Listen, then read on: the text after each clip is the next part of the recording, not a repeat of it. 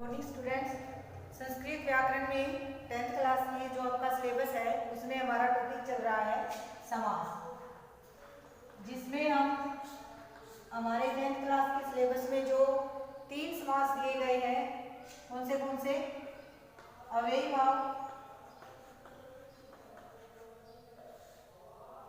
समास और द्वंद्व समास,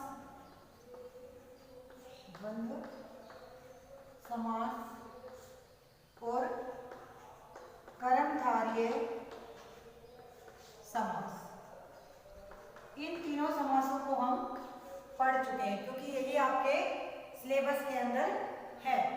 लेकिन आगे जो बाकी के 3 समास और हैं, तत्पुरुष समास, द्विगु समास और बहुब्रीहि समास, ये समास भी आपके जो अपठित गद्यांश आते हैं या व्याकरण से संबंधित कोई क्वेश्चन आता है तो उसके अंदर दूसरे समास में हमारे आ सकते हैं। व्याकरण की दृष्टि से आपके यही समास है, लेकिन जैसे किताब के बीच में कोई शब्द है, पाठ के बीच में कोई शब्द है, तो वो भी आपका परीक्षा में आ सकता है। इसलिए हम उन तीनों समासों के ऊपर भी चर्चा करेंगे, उनको भी समझेंगे। ठीक है, तो वो हमारे जो 3 समास बच गए हैं उनमें सबसे पहला देखते हैं। पहला समास है हमारा तत्पुरुष समास। पहला समास कौन सा है, या फिर इसको नंबर 4 लिख लीजिए, तत्पुरुष समास। तत्पुरुष समास में क्या है, इस समास में द्वितीय पद, क्या पहचान है इसकी, पहचान, ठीक है। इस समास में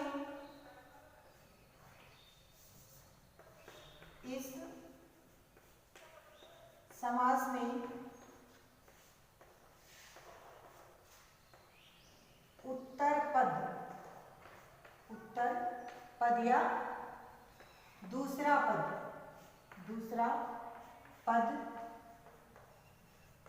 प्रधान होता है।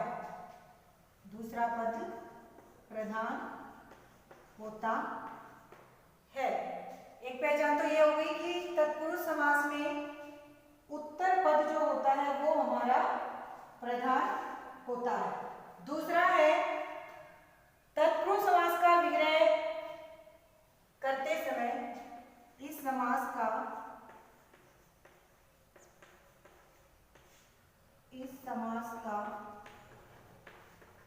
विग्रह करते समय 2 प्रकार से किया जा सकता है, या इसका विग्रह करते समय 2 तरह का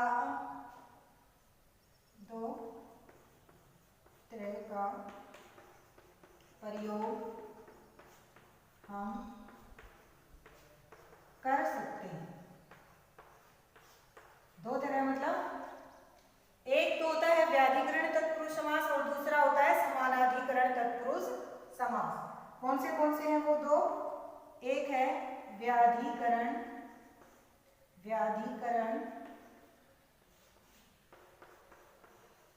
तत्पुरुष समास और दूसरा होता है समानाधिकरण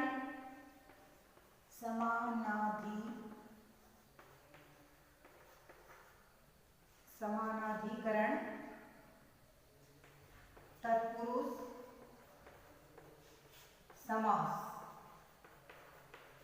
ठीक है, मतलब व्याधिकरण, इसमें क्या होगा, अलग अलग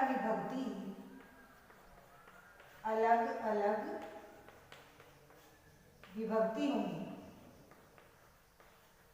ठीक है, और ये जो है समानाधिकरण मतलब समान है जिसमें, ठीक है, समानाधिकरण मतलब समान, दोनों पदों में क्या होगी, समान विभक्ति होगी। दोनों पदों में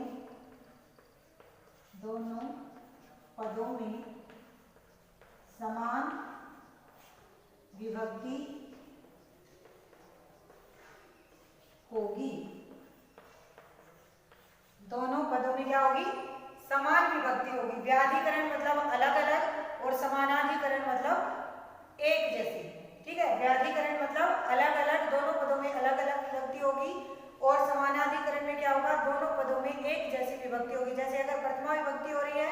दोनों में क्या होगी, प्रथमा ही होगी। और अगर द्वितीया हो रही है तो दोनों में द्वितीया होगी, तृतीया हो रही है तो दोनों में तृतीया होगी। तो वो होता है समानाधिकरण तत्पुरुष समास। और पहचान क्या है कि विग्रह से समस्त पद करते समय, ठीक है। तीसरा क्या लिखेंगे इसकी पहचान, ठीक है, पहली हो गई, दूसरी हो गई, तीसरी पहचान है समस्त पद बनाते समय, समस्त पद बनाते समय बीच की विभक्ति का, बीच की विभक्ति का लोप हो जाता है, बीच की विभक्ति का लोप हो जाता है, ठीक है। ये तीन तरीके की पहचान या नियम होते हैं तत्पुरुष समास के। और अब इन नियमों को कैसे समास में लागू होते हैं ये उदाहरण के माध्यम से हम इनको समझेंगे। कुछ जो तत्पुरुष समास के उदाहरण हैं वो हम देखेंगे, ठीक है। जैसे जैसे रामाश्रित, क्या, रामाश्रित, जैसे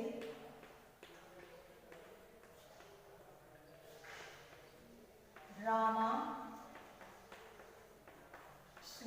ये है हमारा समस्त पद। और अब हमें इसमें विग्रह करके समास का नाम बताना है, तो क्या हो जाएगा, रामम श्रीतः, क्या हो जाएगा, रामम श्रीतः, राम के आश्रित, राम के आश्रित। यहाँ पे देखिए दोनों पदों में अलग अलग विभक्ति का प्रयोग हो रहा है, ठीक है। द्वितीय विभक्ति रामम, राम है, रामो, रामः, रामम, रामो, रामान। यहाँ पे द्वितीय विभक्ति एक वचन है और यहाँ पे श्रीता, इसमें श्रीत है, श्रीता, श्रीतो, श्रीता। तो यहाँ पर प्रथमा विभक्ति एक वचन है और यहाँ पर क्या है, द्वितीय विभक्ति एक वचन, इसलिए दोनों पदों में क्या है, अलग अलग विभक्ति का प्रयोग हो रहा है। जो हमने बात की थी व्याधिकरण और समानाधिकरण, पहचान में हमने दो तरीके की बात की थी कि दो तरीके होते हैं विग्रह में, एक व्याधिकरण और दूसरा समानाधिकरण। तो जो समानाधिकरण समास होता है उसी समास को क्या कहते हैं, कर्मधारय, उसी का दूसरा नाम क्या है, कर्मधारय समास, जिसको हम पहले पढ़ चुके हैं और इसके उदाहरण भी हम कर चुके हैं, ठीक है। अब जो तत्पुरुष समास हम पढ़ रहे हैं उसमें उसका जो पहला भाग है व्याधिकरण तत्पुरुष, यानी जिसमें अलग अलग विभक्तियां होती हैं, उस समास के उदाहरणों को हम पढ़ेंगे यहाँ पर, जिसमें दोनों पदों में क्या होती है, अलग अलग विभक्तियां होती है, ठीक है। दूसरा उदाहरण देखिए, जैसे रेखांकित, रेखांकित,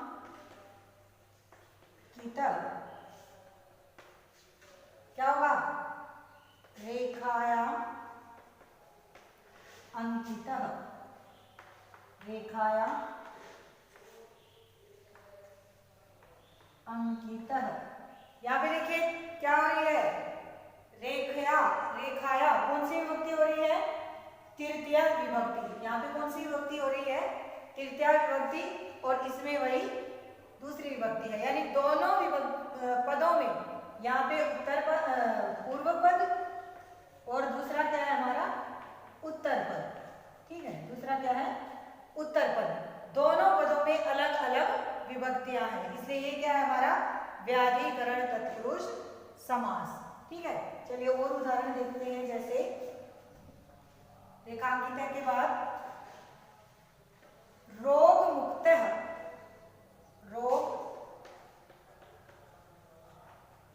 मुक्त, रोग मुक्त, क्या हो जाएगा, रोगात, रोगात मुक्त, रोगात मुक्त। पूर्व पद में कौन सी विभक्ति है, पंचमी, कौन सी विभक्ति है, पंचमी, और यहाँ पे कौन सी है? प्रथमा। यानी दोनों पदों में, प्रथम पद और द्वितीय पद, दोनों पदों में क्या है? अलग अलग विभक्तियां हो रही हैं। ठीक है, रोग मुक्त है, क्या होगा? रोगात मुक्त, रोगात मुक्त। और देखिए उदाहरण जैसे राजपुरुष, राज पुरुष, इसका क्या होगा? राज्ञः पुरुषः, राज्ञः पुरुषः। यहाँ पे देखिए राजन में राज्ञ प्रथमा विभक्ति और दूसरे में भी क्या है? अधिकरण, षष्ठी विभक्ति यहाँ पे हो रही है। राजा का पुरुष यानी संबंध षष्ठी विभक्ति हो रही है। और देखिए जैसे सभा पंडितः, सभा पंडितः, सभायाम, सभायाम पंडितः, सभायाम पंडितः, सभा में पंडित। कौन सी विभक्ति हो रही है? सप्तमी। और यहाँ पे कौन सी हो रही है? प्रथमा। तो ये क्या हो गया? हमारा सप्तमी तत्पुरुष समास का उदाहरण हो गया है। ठीक है, अलग अलग विग्रह में अलग अलग विभक्तियां यहाँ पर हमने उदाहरण के तौर पर देखी हैं। ठीक है, सभी विभक्तियों में देखिए रामश्रीत में कौन सी विभक्ति है? द्वितीया। कौन सी विभक्ति है? द्वितीया विभक्ति। ठीक, यानी कर्म है ना। रामम, राम, रामो, रामः, रामम, रामो, रामा, रामम द्वितीया एक वचन। फिर है हमारा रेखांकित, इसमें कौन सी विभक्ति है? तृतीया करण तत्पुरुष। इसमें कौन सी है हमारी? तृतीया। और कौन सा है ये कारक? करण तत्पुरुष समास इसको लिख सकते हैं। ठीक है, करण तत्पुरुष समास। ठीक है, फिर है चौथा रोग मुक्त, रोगात मुक्त। रोग मुक्त का क्या हो जाएगा? रोगात मुक्त। तो इसमें कौन सी है? पंचमी विभक्ति। कौन सी है? पंचमी। और अपादान। ठीक है, इसे पंचमी तत्पुरुष या अपादान तत्पुरुष समास हम लिख सकते हैं। फिर है राज्ञ पुरुष, राज्ञः पुरुषः। इसमें कौन सी विभक्ति है हमारी? षष्ठी विभक्ति यानी संबंध तत्पुरुष। कौन सी है? षष्ठी है, संबंध, संबंध तत्पुरुष, संबंध तत्पुरुष। इसके बाद में है सभा पंडित, सभायाम पंडित। ये क्या है हमारी? सप्तमी अधिकरण। ये कौन सी है हमारी? सप्तमी और अधिकरण तत्पुरुष। ठीक है, सप्तमी अधिकरण तत्पुरुष। द्वितीया तृतीया पंचमी षष्ठी सप्तमी, एक छूट गया है इसमें। कौन सा छूट गया हमारा? चतुर्थी विभक्ति का कोई उदाहरण हम यहाँ पे हम और देख लेते हैं। जैसे कुंभ मृतिका, कुंभ मृतिका, कुंभ मृतिका, कुंभाय मृतिका। क्या हो जाएगा विग्रह? कुंभाय मृतिका। ये कौन सा समास है? चतुर्थी तत्पुरुष समास, चतुर्थी तत्पुरुष समास या चतुर्थी संप्रदान। क्या हो जाएगा? चतुर्थी या संप्रदान तत्पुरुष। ठीक है, सभी का हमने अलग अलग द्वितीय तृतीय पंचमी चतुर्थी षष्ठी सप्तमी सभी विभक्तियों का हमने अलग अलग उदाहरण देखे। इसी प्रकार से और बहुत सारे उदाहरण हमें इस समास में मिल जाएंगे। ठीक है, तो ये एक सामान्य तौर पे आपका तत्पुरुष समास। ठीक है, जो दो भेद हैं या समझ लेना और अपनी नोटबुक में उतार लेना। ठीक है, अब हम जो पांचवा समास है हमारा, तीन आपके सिलेबस के हमने पढ़े हैं और बाकी के तीन आज हम पढ़ रहे हैं, जिसमें पहला हमने पढ़ लिया है चौथा समास तत्पुरुष समास। और उसके बाद में है पांचवा द्विगु समास। पांचवा समास कौन सा है हमारा? द्विगु समास।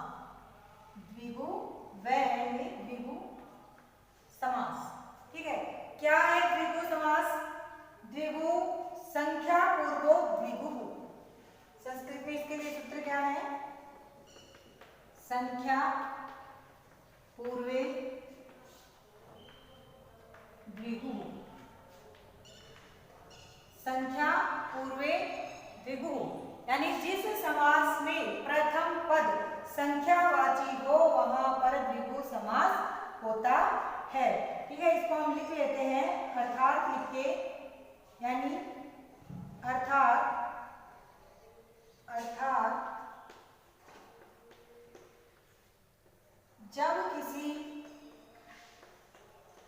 जब किसी सामासिक पद में प्रथम पद संख्यावाची हो, प्रथम पद संख्यावाची हो वहां प्रथम पद संख्यावाची हो वहां द्विगु समास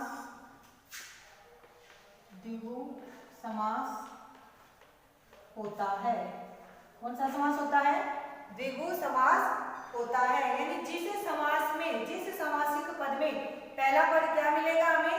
संख्या के रूप में मिलेगा, वहां पर द्विगु समास माना जाता है। कौन सा समास माना जाता है? द्विगु समास।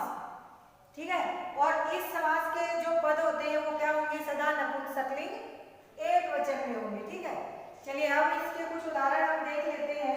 जैसे द्विगु, पहले जो नाम है वही देख लेते हैं द्विगु, क्योंकि ये नाम खुद कई बार परीक्षा में पूछ लिया जाता है और हम असमंजस में पड़ जाते हैं कि ये तो समास का ही नाम आ गया, अब इसमें क्या समास होगा, क्या करेंगे, कैसे विग्रह होगा। ठीक है, क्या होगा इसका विग्रह? द्वयो गवो समाहारः। द्वयो गवो समाहारः, दो गायों का समूह। द्विगु का मतलब द्वयो गवो समाहारः, दो गायों का समूह। और देखिए जैसे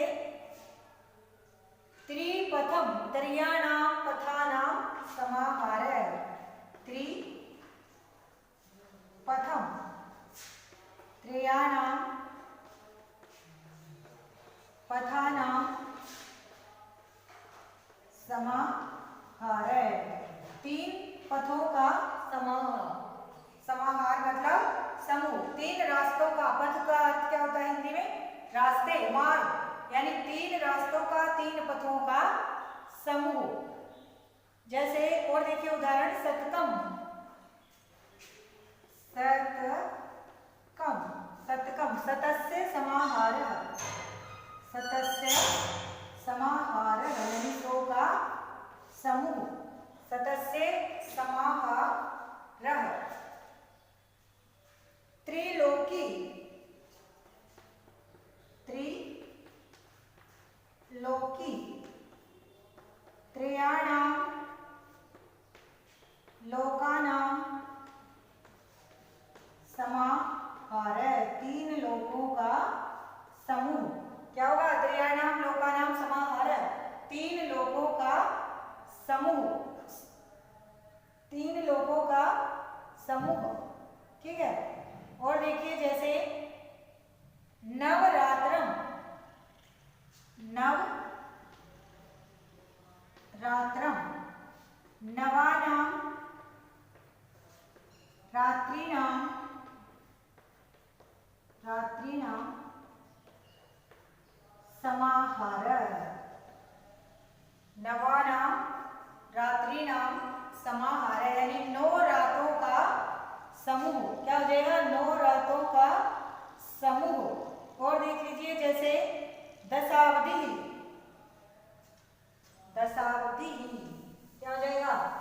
दशानां अवदानां समाहार, दशावधि, दशावधि क्या हो जाएगा? दशानां अवदानां समाहार, 10 को का समूह, दशानां अवदानां समाहार। चतुर्युगम, चतुर्युगम, चतुराणां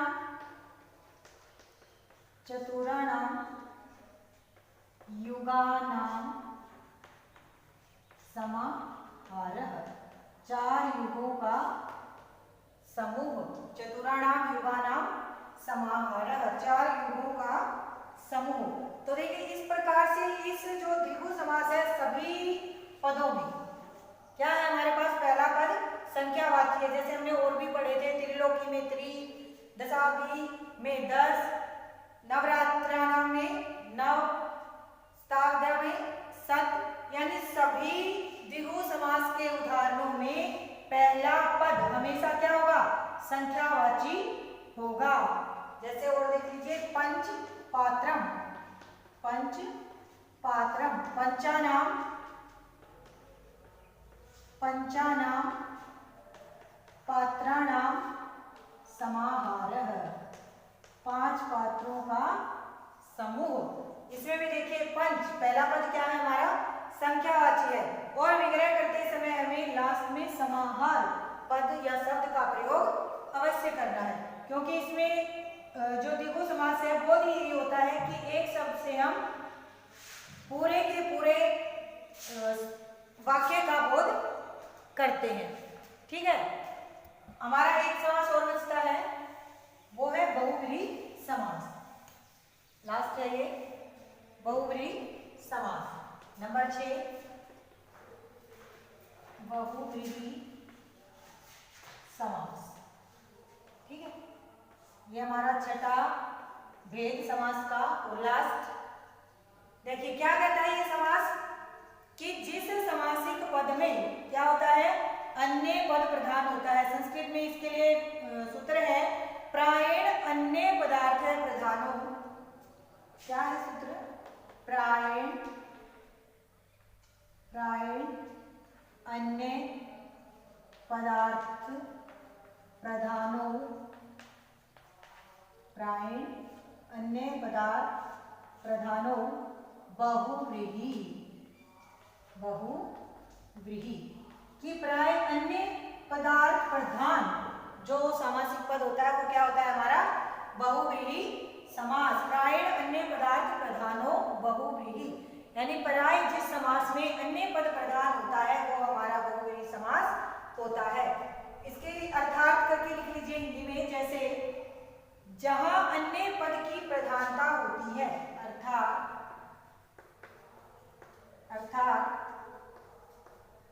जहां अन्य पद की प्रधानता होती है, जहां अन्य पद की प्रधानता होती है वह बहुव्रीहि समास माना जाता है, वहां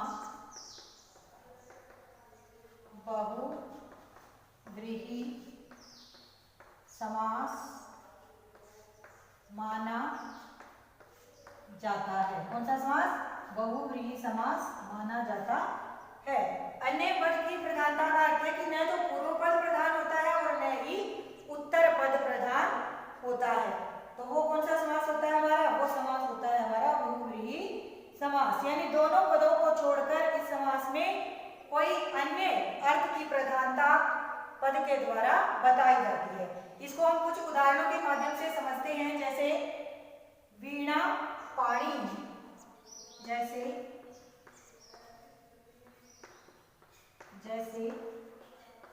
वीणा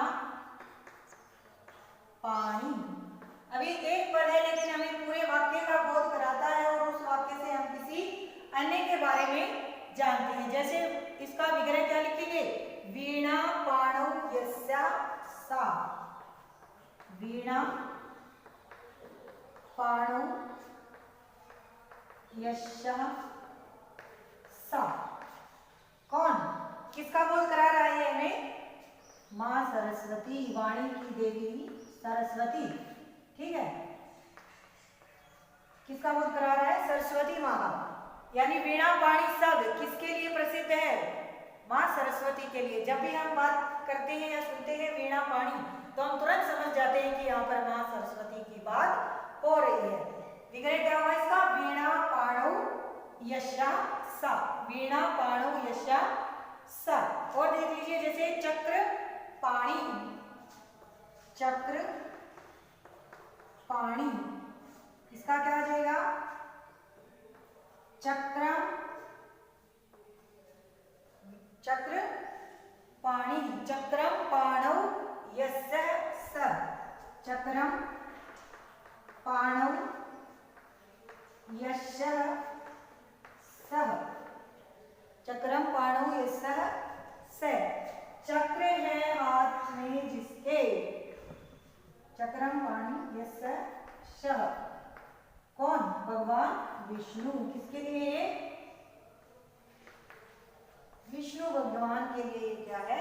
सब प्रसिद्ध है। क्या? चक्र पाणी, चक्रम पाणौ यस्य सः। और देख लीजिए जैसे चंद्रशेखरः, चंद्रशेखरः, चंद्रशेखरः, इसका विग्रह क्या होगा? चंद्रः शिखरे यस्य सः। चंद्रः शिखरे यस्य सः। चंद्रः शेखरे यस्य सः। यानी चंद्र है शिखा पे जिसके, या मस्तक पर जिसके, किसके, किसकी बात हो रही है यहाँ पे? भगवान शिव की। क्योंकि किसके मस्तक पे चंद्रमा विराजमान है? भगवान शिव के। तो चंद्रशेखर शब्द से हम किसका बोध करते हैं? किसके बारे में जानते हैं? भगवान शिव के बारे में। ठीक है, और देख लीजिए जैसे प्राप्त धन है, प्राप्त धन है, प्राप्तम धनम। क्या होगा? प्राप्त धन का विग्रह प्राप्तम धनम यम शः। प्राप्तम धनम यम शः। यानी प्राप्त है जो धन, वो क्या होता है? प्राप्त धन। प्राप्त है जो धन, क्या होगा वो? प्राप्त धन। पीतांबरः, पीतांबरः, क्या हुआ? पीतम अंबरम, पीतम अंबरम यस्यः सः। पीला है अंबर जिसका, अंबर मतलब वस्त्र, यानी जो पीले वस्त्र हमेशा धारण करते हैं, जिनके लिए प्रसिद्ध है पीतांबरः। कौन? किसके लिए प्रसिद्ध है पीतांबरः? भगवान विष्णु के लिए। वो हमेशा कैसे वस्त्र पहनते हैं? पीतांबर। ठीक है, तो क्या हो जाएगा? पीतम अंबरम यस्य स। पीतांबरः। नीलकंठः, नीलकंठः, नीलकंठ, नीला है कंठ जिसका। किसके लिए बात हो रही है यहाँ पर? भगवान शिव के लिए। जैसे नील